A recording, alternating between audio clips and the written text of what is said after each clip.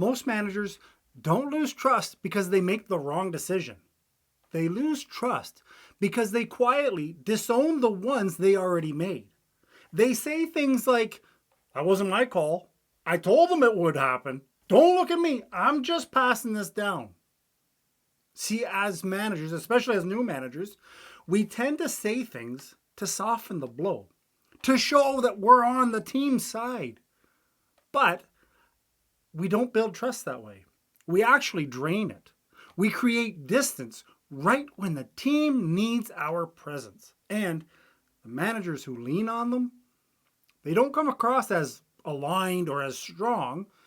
They come across as unsure, even when they mean well. That's what this comes down to. Not being perfect, not always getting it right, but being someone your team can count on, especially when things don't go to plan. Because confidence in leadership isn't loud. It's steady. It's grounded. It's the ability to hold direction when everything is shifting. And that kind of confidence stops with avoiding these 4 phrases that so many new managers say without thinking. And confidently they say it. But the ones who know, they don't say it, at least not out loud. Let's start with the most common one. That wasn't my decision. See, we usually say that to the team so that we're not the bad guy. I'm not your enemy. This came from above. I wouldn't have chosen this either. We say these things because we think we're protecting our team's trust. But what we're actually doing is removing ourselves from ownership. And when a leader steps out of ownership, the team doesn't necessarily feel safe.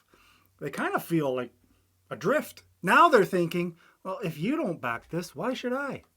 If you're not behind it, who the hell is steering this ship? Even when the decision came from above, even if you fought against it in private, once it's in front of your team, you have to own the rollout. Because if you don't, you then give permission for the team to resist. One manager I coached was frustrated with a new initiative that his upper management rolled out. So his instinct was to open the meeting with, this wasn't my idea. I actually think it's going to create problems. To him, it felt honest. But what it created was confusion and quiet defiance. Because people stopped engaging. They missed deadlines.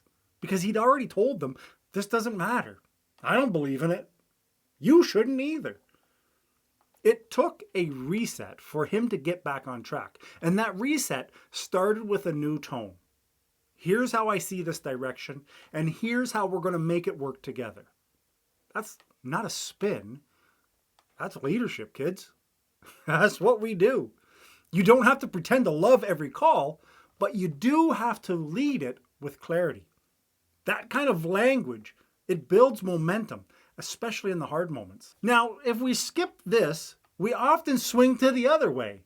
We distance ourselves after things go sideways. And we do that with this second phrase. I knew this would happen. This phrase shows up in debriefs, in team huddles, in offhanded comments. And it sounds like a subtle flex, like I saw this coming. I flagged this already. I had a feeling this was going to be a bad idea.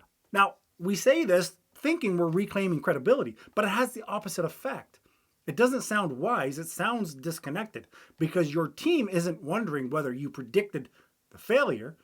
They're wondering, why didn't you do something about it? Why are we talking about being right instead of moving forward, fixing this? One of the best leadership moments that I've witnessed came right after a major project flopped. The manager didn't say, oh, we should have done this. She said, let's walk through where this went off the rails.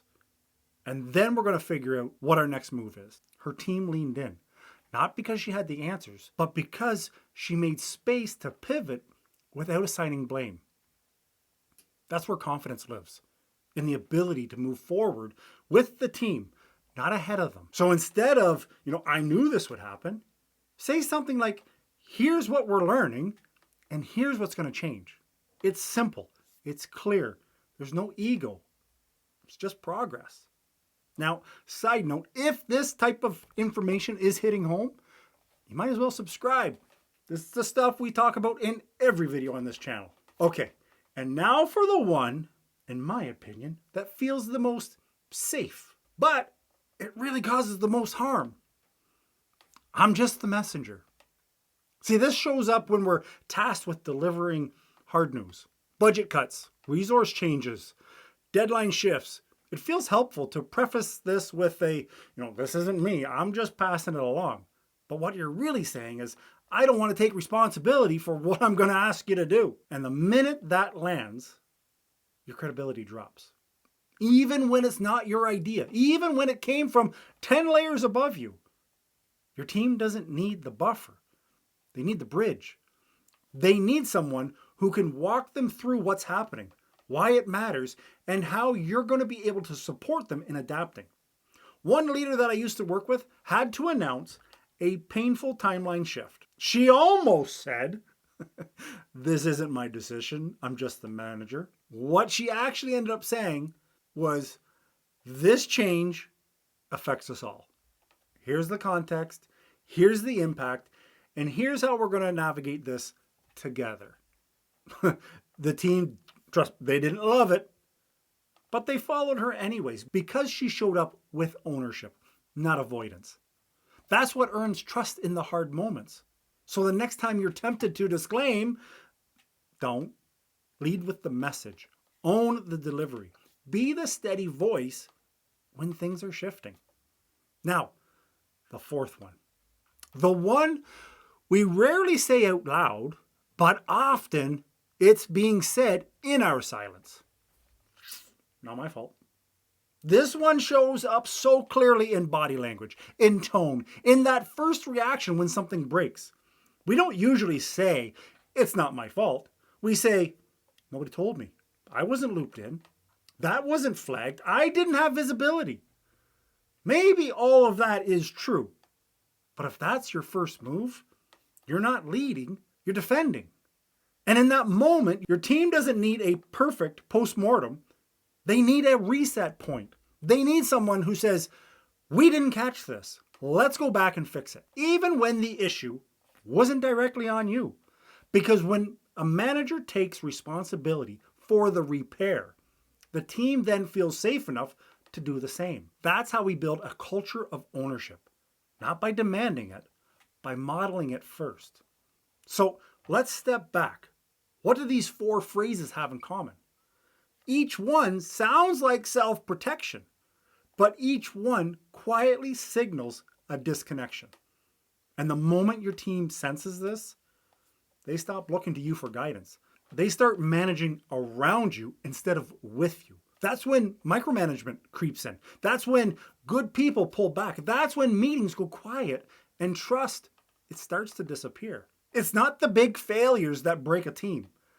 It's the slow erosion of clarity and confidence in your leadership moments that matter. None of this is about perfection. It's all about consistency because your team doesn't need you to be right all the time.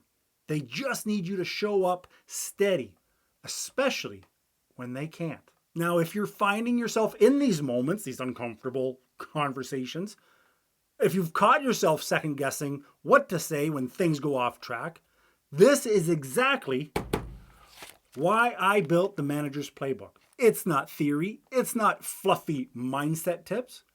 It's a full system, word-for-word scripts, conversation frameworks, team vibes, and decision tools that you can use right now to lead without micromanaging, guessing, or burning out.